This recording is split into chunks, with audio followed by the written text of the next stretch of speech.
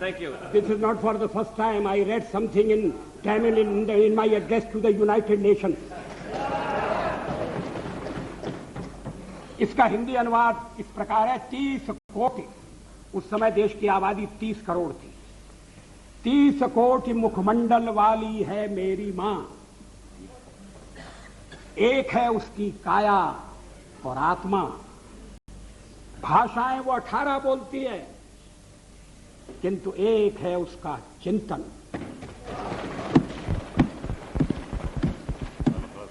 मित्रों, अध्यक्ष महोदय,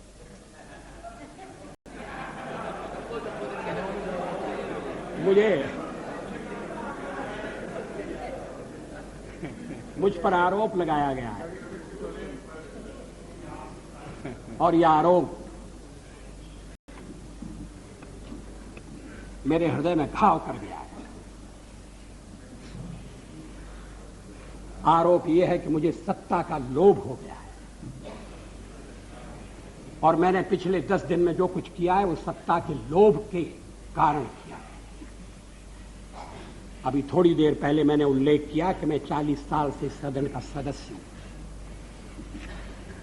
सदस्यों ने मेरा व्यवहार देखा है, मेरा आचरण देखा है। जनता दल के मित्रों के साथ मैं सत्ता में भी रहा हूं। कभी हम सत्ता के लोभ से गलत काम करने के लिए तैयार नहीं। यहां श्री शरद पवार बैठे हैं। जब मेरे मित्र जसवंत सिंह जी भाषण कर रहे थे तो शरद पवार नहीं थे। वो जसवंत सिंह जी कह रहे थे कि किस तरह से शरद पवार ने अपनी पार्टी तोड़कर हमारे साथ सरकार बनाई थी, सत्ता के लिए बनाई थी या महाराष्ट्र के भले के लिए बनाई थी, ये अलग बात है, मगर उन्होंने अपनी पार्टी तोड़कर हमारे साथ सहयोग किया। मैंने तो ऐसा कुछ नहीं किया। बार बार इस चर्चा में एक स्वर सुनाई दिया है कि वाजपेयी तो अच्छा है मगर पार्टी ठीक है।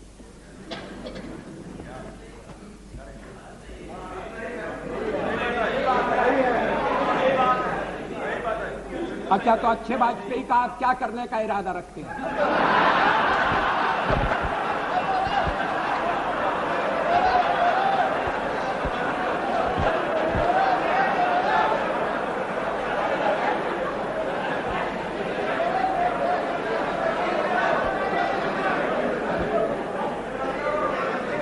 अध्यक्ष महोदय, मैं नाम नहीं लेना चाहता, मैं शरद जी का भी नाम नहीं लेना चाहता, लेकिन पार्टी तोड़कर सत्ता के लिए नया गठबंधन करके अगर सत्ता हाथ में आती है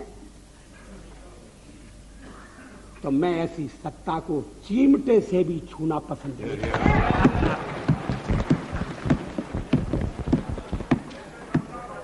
न भी तो मरणादस्मि केवलम दूषितो यशः।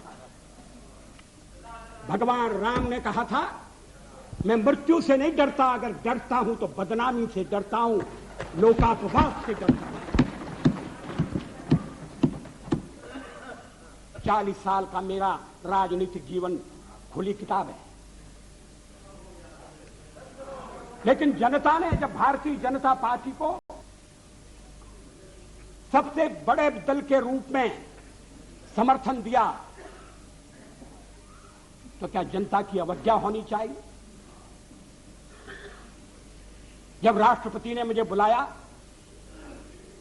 और सरकार बनाने के लिए बुलाया और कहा कि कल आपके मंत्रियों की शपथ विधि होना चाहिए और 31 तारीख तक आप अपना बहुमत सिद्ध कीजिए, तो क्या मैं मैदान छोड़कर चला जाता? मैं पलायन कर जाता? जिस जनता का हमने विश्वास अर्जित किया है और आप इकट्ठी भीड़ न करें। मैं अलग अलग पीछे, अब जब मैंने चर्चा आरंभ की थी तब इसका स्पष्टीकरण किया था। क्या यह तथ्य नहीं है कि हम सबसे बड़े दल के रूप में उभरे हैं? अब जो और तर्क दिए जा रहे हैं मैं उन पर आऊंगा। क्या मैं राष्ट्रपति महोदय से कहता कि नहीं, पहले मुझे जरा बात कर लेने दो।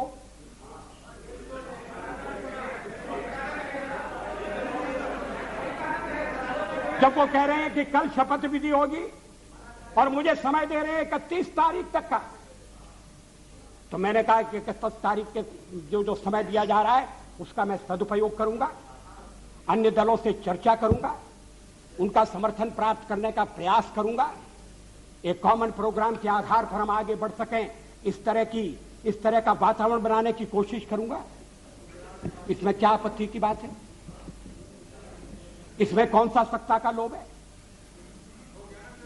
और फैसला केवल मेरा अकेला नहीं था, पार्टी का फैसला था। अध्यक्ष महोदय,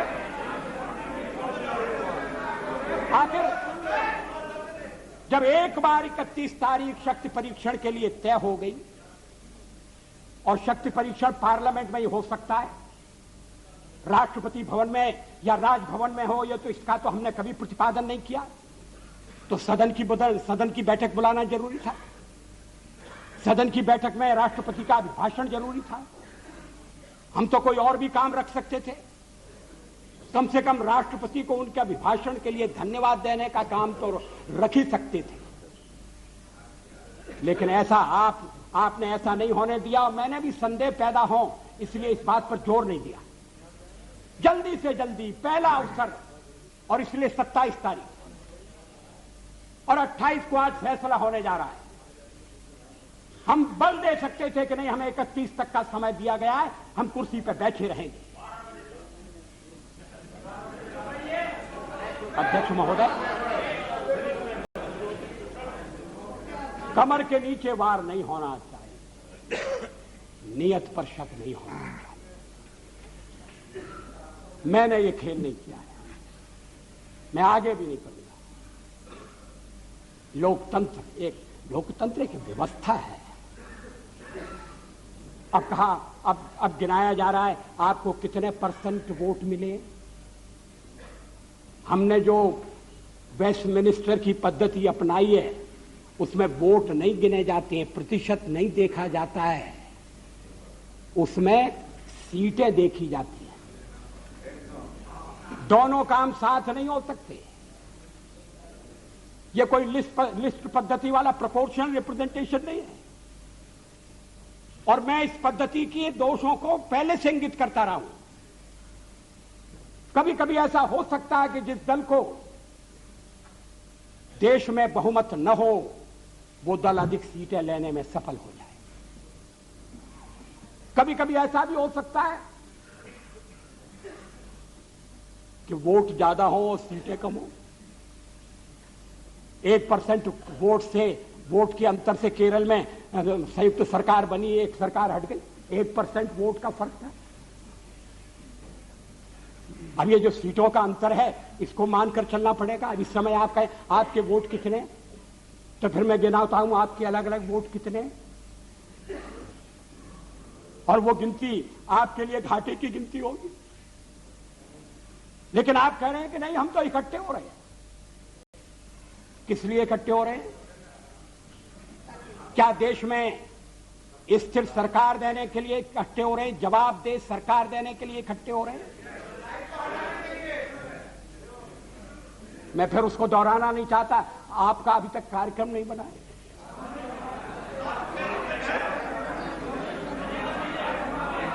उस कार्यक्रम को लेकर आप जनता के पास नहीं गए। जिस जनादेश की आप बात कर रहे हैं, % वोट बात कर रहे हैं, वो अलग अलग प्रदेशों में मिला है, अलग अलग कारणों से मिला है। तमिलनाडु में मेरा तो कोई झगड़ा नहीं था डीएमके से, लड़ाई तो कांग्रेस से थी। और यही स्थिति आंध्र में हुई। आंध्र में हम तो लड़ाई में कहीं नहीं थे, लड़ाई हो रही थी कांग्रेस के साथ, और कहते जनाधिकार हमारे खिलाफ चला गया। ये कैसा जनाधिकार है? आप कहिए, आप कह रहे हैं, दबे दबे कह रहे हैं, साफ साफ कहिए, खुलकर कहिए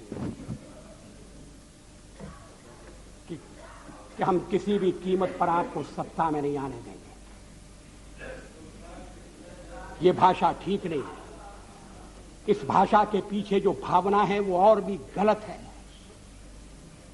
हिटलर का हुआ खड़ा किया जा रहा है इस सदन में, फासिस्ट वाद पैदा हो रहा है। इस तरह की यहां जो पहली बार सदन में आए, जिन्हें सदन की मर्यादा का भी पता नहीं है, वो इस तरह की भाषा बोल रहे हैं। मैं 40 साल से हूं पार्लियामेंट में। हम दल के रूप में काम कर रहे हैं, लोकतंत्र के आधार पर कर रहे हैं। हम चुनाव लड़ते हैं।